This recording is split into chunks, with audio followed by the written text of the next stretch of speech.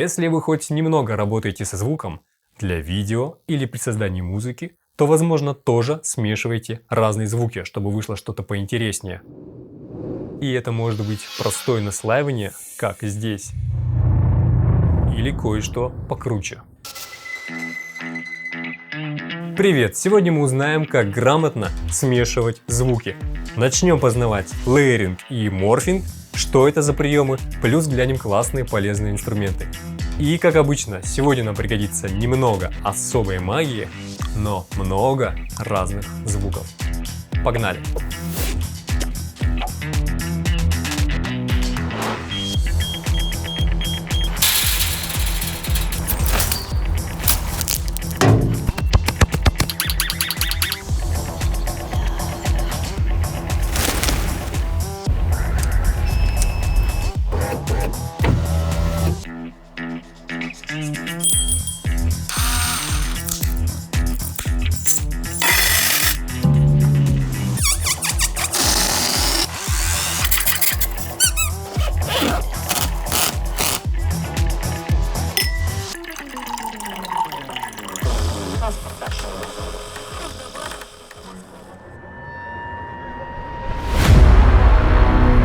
Неправильно ты, дядя Федор, бутерброд ешь.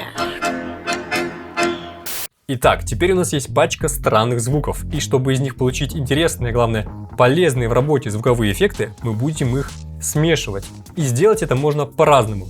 Но начнем мы с приема лейеринг, по-нашему наслаивание. Я его часто применял в прошлых видео, и, казалось бы, это самый простой и понятный способ объединения звуков. Но, как и везде, есть пара нюансов и фишек. Суть лейеринга в одновременном звучании нескольких звуков. Это можно сравнить с бутербродом, или сэндвичем, или бургером, то есть финальный звук собирается отдельными слоями, каждый из которых вносит свои призвуки, характеристики, свою изюминку в общее звучание. Вообще, лейеринг — это один из основных и самых важных приемов в саунд-дизайне, и если вы его не используете, то ограничиваете свои возможности. Ну а теперь... Вот звуки, которые мы записали. Закидываю их в свою программу. Вот это они. И так далее. Расположим их друг под другом. И это уже лейеринг. Послушаем.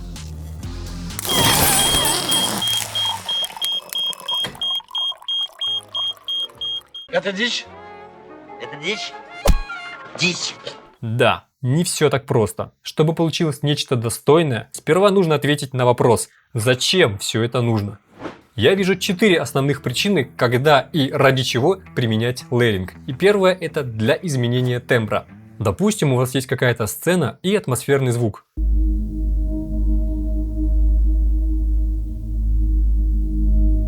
Вы можете добавить ему деталей. Теперь слуху есть за что зацепиться. Так новые слои обогащают продолжительные звуки. Но это касается и кратковременных, например, удары. Смешайте разные слои, меняя общий характер, зависимо от их силы. Или от того, куда они попадают.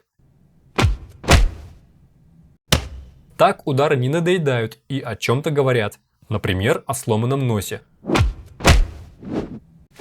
Новые слои помогают охарактеризовать происходящее. Например, можно использовать один и тот же трейлерный хит в разных ситуациях, просто меняя дополнительные слои.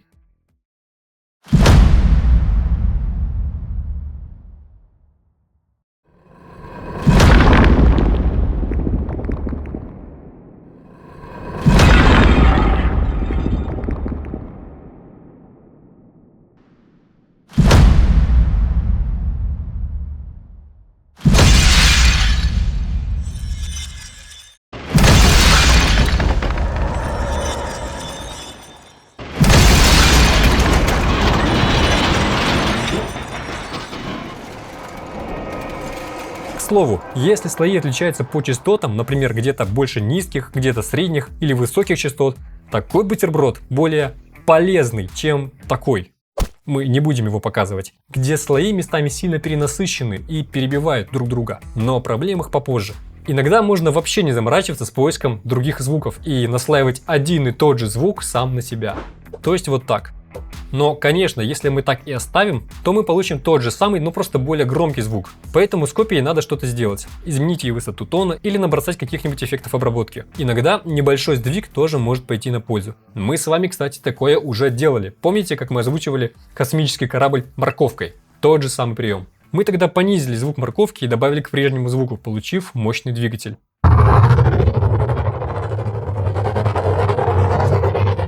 Вторая причина заморачиваться с лейерингом – изменение свойств звука. Суть та же, но цель другая. Допустим, у вас есть такой брам. И он в принципе хорош, но вдруг вам кажется, что ему не хватает первоначального импульса, а вам не хватает терпения искать другой. Поэтому вначале можно вставить какой-нибудь незаметный звук бум. Лейеринг поможет изменить и другие свойства, например, увеличить ширину звука. Просто подмешайте к узкому звуку другой, более широкий.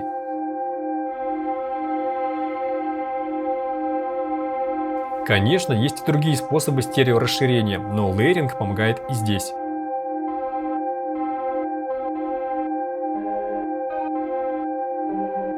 А еще он хорош для расширения вариаций звуков, и вот это уже поинтереснее.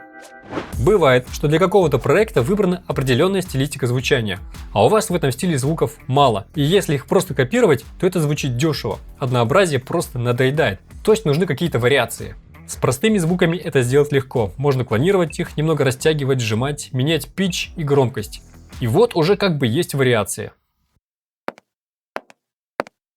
К слову, это проще делать с помощью рандомайзера. Это штатный плагин Nuendo, но в вашей программе, возможно, есть нечто подобное. Он каждому следующему шагу может сам менять высоту тона, силу удара, окрас и тайминг автоматически.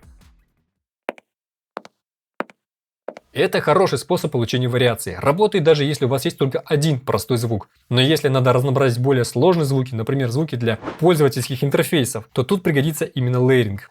Это звуки классных саунд-дизайнеров из команды Daruma Audio. Кто давно в теме, наверняка слышали об этих ребятах из Тольятти и знакомы с этими звуками. Ведь их можно скачать абсолютно бесплатно с их сайта и пользоваться в своих проектах. Ссылку я оставил в описании. И обязательно послушайте, какой саунд-дизайн делают эти парни. Их работы по-настоящему вдохновляют. Библиотеки Daruma Audio очень популярны и узнаваемые, чуть ли не каноничные в некоторых жанрах. И из этих звуков, прямо из вот этой выборки, я сделал вот эти с помощью лейеринга и особой магии. Звучат похоже, но иначе. А главное, стиль сохранен. Чуть позже я покажу, как делать сколько угодно таких вариаций и расширять свои библиотеки почти одним кликом. А вообще, конкретно я использую лейеринг для создания совершенно новых звуковых эффектов. Это совсем другая цель. Мы можем для своих проектов получить неожиданные звуки, которые могут вдохновить на новые идеи. Особенно если накидать совершенно разные тембры и эффекты, любые. И на отдельные звуки, и потом сразу на весь бутерброд.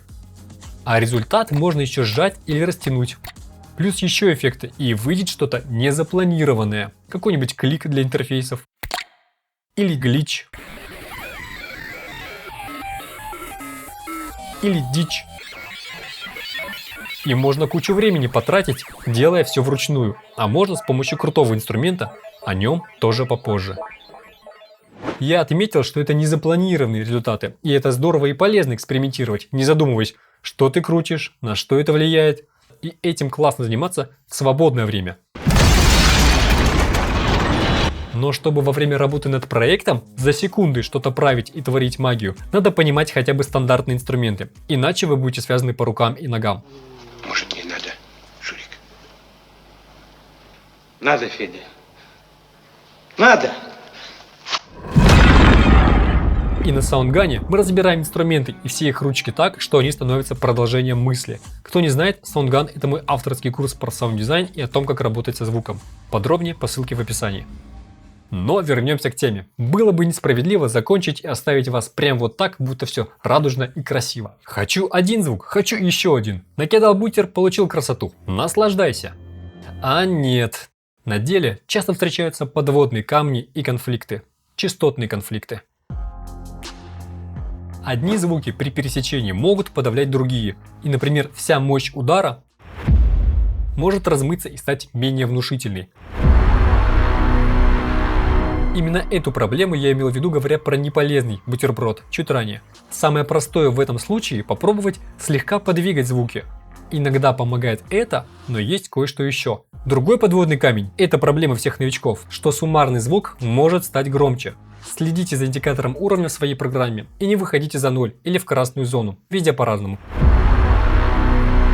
Потому что на слух в программе кажется, что все хорошо, но после экспорта будут искажения. Поэтому на мастер вешайте какой-нибудь лимитер или просто снижайте громкость. И для решения этих же проблем не забываем о простом эквалайзере. Можно слегка уменьшить неважные в этот момент частоты у слоев. А для тех, кто чуть опытнее, применяйте динамическую эквализацию и сайдчейн. И пусть ненужные частоты стихают, когда звучат нужные, а потом возвращаются на место.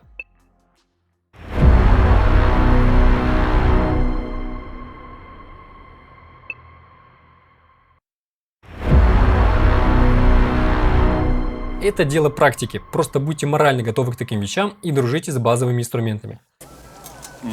Фантастика. Ребята, попробуйте. Итак, думаю, вы поняли, что лейеринг полезен практически везде, а в музыкальном продакшене это вообще норма. Наслаиванием часто создают именно те тембры и дарят артистам именно то звучание, которое влюбляет нас в них как слушателей. Почти каждый инструмент, начиная от синтезаторов, гитар и заканчивая бочкой, рабочим барабаном и даже голосом, часто это результат сложения нескольких слоев. В музыке лейеринг это целый отдельный мир со своими законами. Вообще, тему музыкального продакшена я тут пока не затрагиваю, но если вам интересен мой подход к этому, обязательно напишите в комментариях.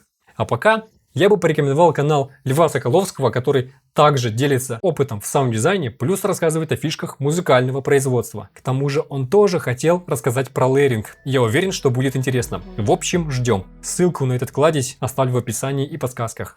И двигаемся дальше.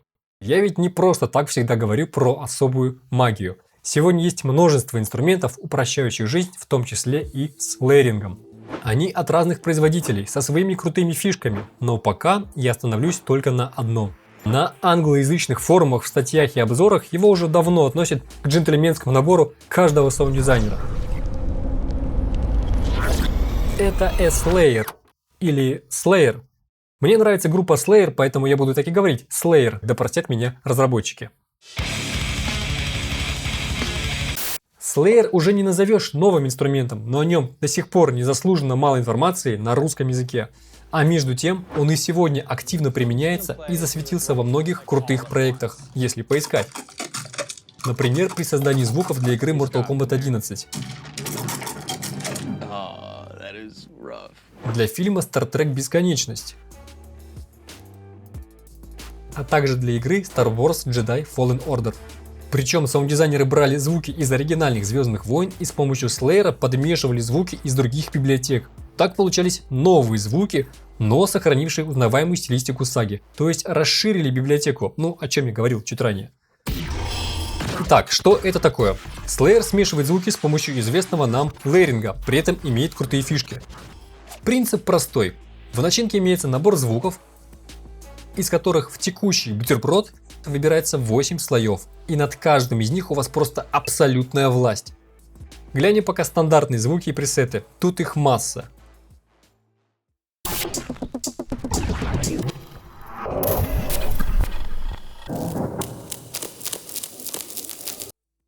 Все звучит интересно, но что происходит, пока непонятно. Конечно же, каждому слою можно настроить громкость. Тут сверху визуализация каждого слоя, отличается по цвету.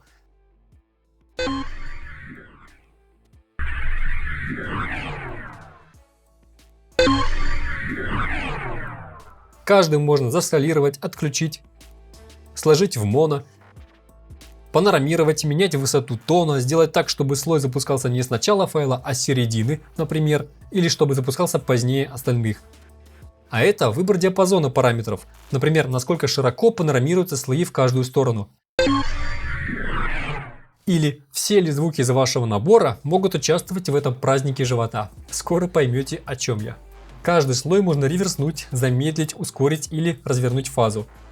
Еще есть ручки для равномерного сдвига разных параметров сразу всех слоев. Хоба! И у нас уже совсем другой звук. Но самое крутое – это возможность рандомизации параметров. То есть, например, можно случайным образом выбрать другие звуки. А можно рандомизировать только высоты звуков.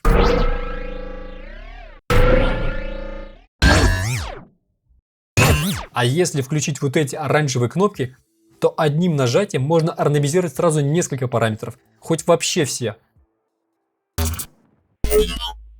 То есть всегда получаются новые результаты. Можно фиксировать любую настройку, если она понравилась, и здесь рандом не будет действовать. Но и это не все. Тут есть гранулятор. Кусочек звука будет повторяться с разной скоростью, и только из-за этого он может стать неузнаваемым.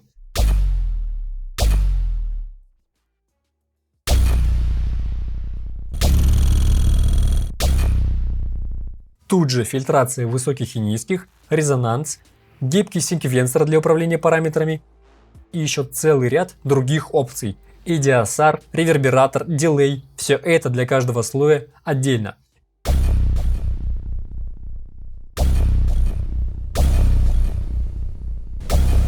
Есть даже синхронизация с темпом проекта, ну, музыканты поймут для чего.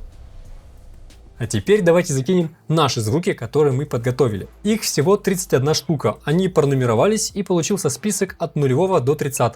Вот это те же самые звуки.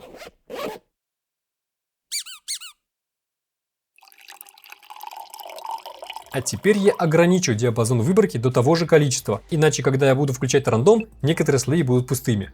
И погнали, поиграем с настройками, и пусть рандом делает свое дело. Но что из этого получается, оставлю на десерт. Не менее интересно тем же макаром использовать тематические библиотеки, например, те же звуки интерфейсов. Именно так я экспериментировал со звуками от Daruma Audio.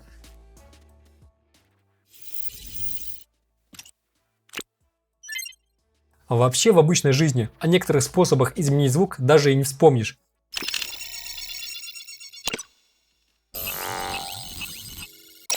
Тут разные приемы можно совмещать, рандомизировать, что угодно. Бесконечный источник идей и новых звуков. И у меня есть две хорошие новости и одна плохая. Плохая в том, что для запуска Slayer нужна платформа Reaktor от Native Instruments, и она стоит отдельных денег. Но первая хорошая новость. Я общался с разработчиками, и они прямо сейчас переводят свои инструменты, в том числе Slayer, на бесплатную платформу Reaktor Player. И те, кто имеет Slayer, могут в ближайший месяц обновиться под нее бесплатно. И вторая хорошая новость. Вообще Slayer стоит $69, но разработчики любезно согласились дать подписчикам моего канала скидку в $20. Скидка действует по промокоду очень приятно, но она не навсегда, будет работать недолго. Подробности в описании к этому видео на YouTube. Но испытать можно и бесплатно. На официальных сайтах есть демо из Slayer и пока еще нужного реактора. Они имеют ограничения, конечно, но не критичные. Итак, лейеринг. Я уверен, что многие из вас про него знают и используют, так что я надеюсь, вы узнали хоть что-то новое или было хотя бы интересно освежить память. Если есть что дополнить, пишите, не стесняйтесь, потому что далее во второй части нас ждет морфинг и другие крутые темы про звук. И пишите комментарии, мне важно знать, полезен ли мой материал. С вами был Руслан Гапиров, всем сочного звука. До связи. Вкусно. Это лучший гамбургер, который я ел. До встречи. Очень вкусно.